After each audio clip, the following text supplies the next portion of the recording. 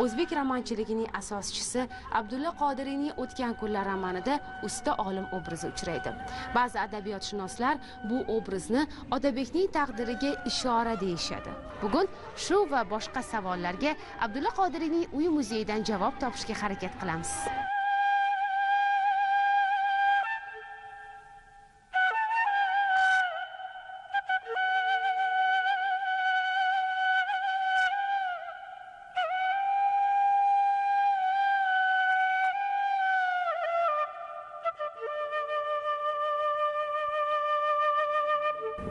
Avvalambor bu muzey bo'lishiga otamiz, amakimiz harakat qilishgan o'sha paytlarda, u Sovet davrida, lekin bu davrda amalga oshishi mumkin bo'lmagan narsa edi. U davrda siyosati boshqa edi, hayoti boshqa edi, nazari boshqa edi. Mana yillar o'tib sekin-sekin 125 yillik bo'ldi. Mana shu 125 yillik arafasida harakatni boshladik. Muzeylarning ichida ham yana bo'limlari bilan bu juda ham xursand bo'ladigan narsa. Bu e'tibor, bu Qodiriyga, adabiyotga e'tibor bo'ldi bu. Adabiyotshunoslarimiz orasida Qodiriy romanchilik maktabini asoschisi degan gap yurardi. Lekin prezidentimiz bir gapni aytdilar. Qodiriyni ijod maktabini yaratamiz dedilar. Bu juda ham katta gap bu. Bu faqat romanchiligiga emas, u kishining ijodiga o'rganish uchun maktab yaratildi. Hayotini o'rganiladigan maktab bu. Bundan tashqari bu maktab yonida muzey ham tashkil qilinadigan bo'ldi. Yana bu muzeyning yoniga o'sha davrdagi Turkiston ziyolilarini Turon degan kutubxonasi bo'lgan. Ana shu Turon kutubxonasi hozir bir chekkada qolib ketgan edi. Ana shu Turon kutubxonasini ko'chirib keldi. Yana o'zini joyiga. Aslida o'sha joyda bo'lgan bu Turon kutubxonasi.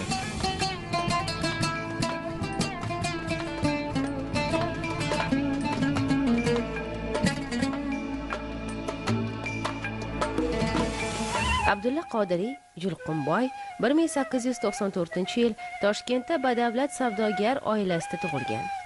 Yoshlik va o'smirlik yillaridagi muhit savdogarlar, boylar va kambag'al dehqonlar, iqtidorli hunarmandlar, doim muhtojlikda kun kechiruvchi kosiblar va yersiz dehqonlardan iborat bo'lgan. Ushbu mehnatkash odamlar dunyosi, shuningdek shahar ziyolilari bo'lajak yozuvchi shakllanishida muhim o'rin tutdi. Uy muzeyining yonidagi shiypanchada e'tibor qilsak, kravatda Abdulla Qodiriy o'tiribdilar. Xuddi mana shu kirib kelganimizda o'zlari kutib olayotganday bir muhitni beradilar. Va bu ham mana shu uy muzeyining o'ziga jalb qilishi desak bo'ladi. Bu mana shu kelajakda tashrifchilarni ham, mana ijodkorlarni ham, chet eldan keladigan xorijlik mehmonlarni ham nafaqat boshqalar Abdulla Qodiriyni o'zlari kutib olish jarayonlarini ko'rishimiz mumkin desak bo'ladi.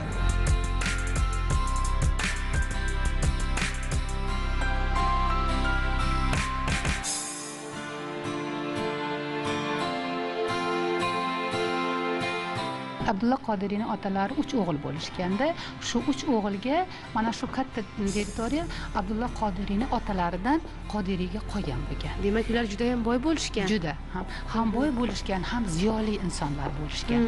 Va bu yerda doimo mana shu bog'da, mana shiypanda doimo yozuvchi, shoirlar, ilmga intiluvchi insonlar bilan doimo to'lib turishgan bu joylarda. Va u kishi mana shu nimada yashaganlarida doimo gavjumlik bo'lgan. Hech qachon bu yerda masalan odamsiz nima ko'rinmagan. Shu o'ta ziyoli bo'lishganda, lekin ba'zan fikrlar bo'ladiki, o'ta boy bo'lsa o'sha vaqtda boshqacha qaralgan.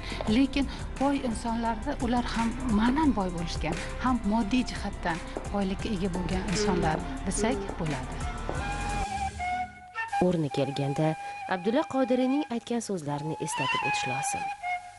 Yozganing agar o'zingni yig'latmasa, kuldirmasa, o'zgani hech yig'latmas, kuldirmas. Dadam to'g'risi hech gapirmas edi adam. Faqat yozganlardan bilardik. Chunki otalar haqida uncha gapirib, birovga gapirishni xohlamas edi u kishi. Chunki uning sabablari bor. Hamma biladi, u kishi birinchi galda o'jar odam bo'lgan ekan. Buvamiz. O'zini haqni bilgan narsasida doim sobit turgan odam u. Shunaqa deb bilishadi hamma.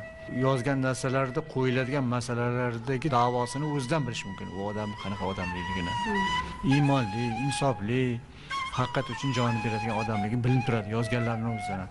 Hayotda ham shunaqa bo'lgan ekanlar. Otam ba'zan shu narsalarni gapirib qo'yadilar. Otam juda ham o'zini so'zida turadigan, haqiqiy erkak kishi edi u deb gapiradilar. Usta olim emas, usta olim u. Shu Sovet davridagi nashrlarda usta olim deb tuzatib ketilgan. Tuzatib emas, o'zgartirib ketilgan. U usta olim, alam so'zidan olingan. Ya'ni u usta olimi butun hayoti alamli. Usta olim hikoyasini eshitgandan keyin Otabek xayol qiladiki, fikr qiladiki, men hali usta olim darajasiga yetganim yo'q. Uni ayoli, xotini o'ldi. Meniki o'lmadi hali. Lekin men haydaldim deydi.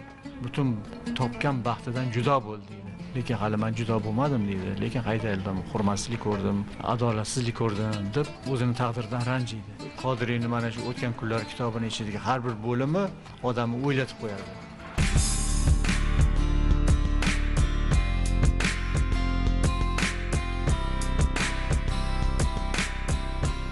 Mana shu 2 qavatli binoda yashashgan va o'zlar mana turgan xonalarni hozir kirib ko'ramizda.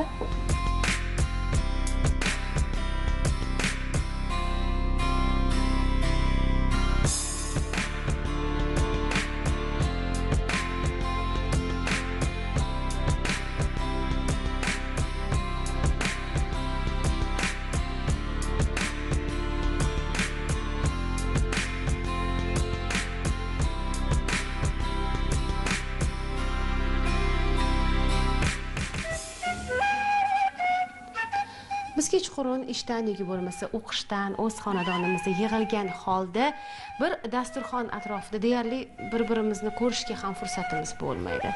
Endi ijtimoiy tarmoqlarda o'z ishlarimiz bilan ovora bo'lamiz.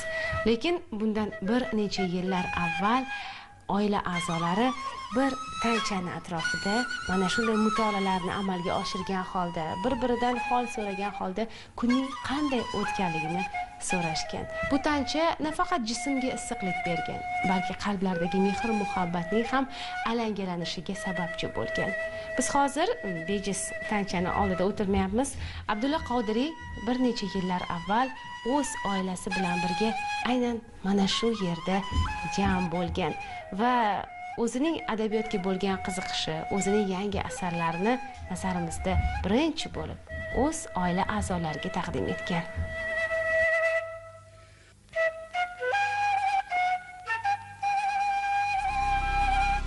Bu yerda ham mana Qodiriy yashagan davr, muhit, o'sha vaqtdagi jihozlarni ko'rib turibmiz.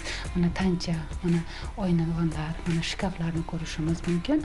Bu muzey, uy muzeyining o'ziga qadrli tomonligi yana shundaki, mana shu uydan 31-dekabr kuni Abdulla Qodiriyni olib chiqib ketishgan.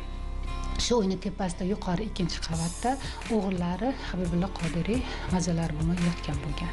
Hatto o'sha o'g'limni ko'rib xayrlashib chiqay desa, o'shanga ham fursat bermasdan shu yerdan olib ketishgan.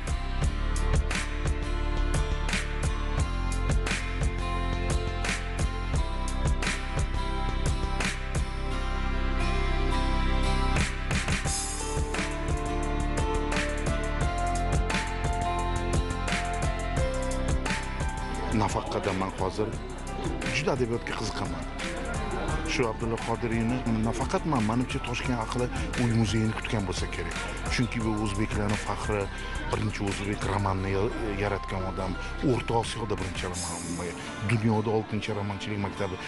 Hammaga bordi, uy muzeylari bunga yo'q deb biz aniq qilardik, shunga ilhaq edik. Adabiyot meni yuragimda, ayniqsa Qodiriy orqali kirganman.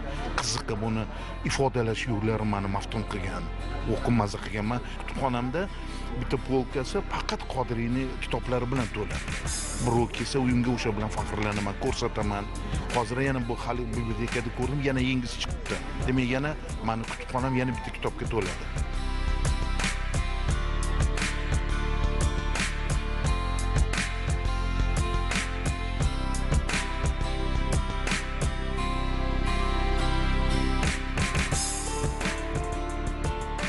Moziyga qaytib ish ko'rmoq xayrlidir. Ya'ni o'tmishini bilmagan inson ertangi kunining mazmun mohiyatini yo'qotib qo'yishi mumkin.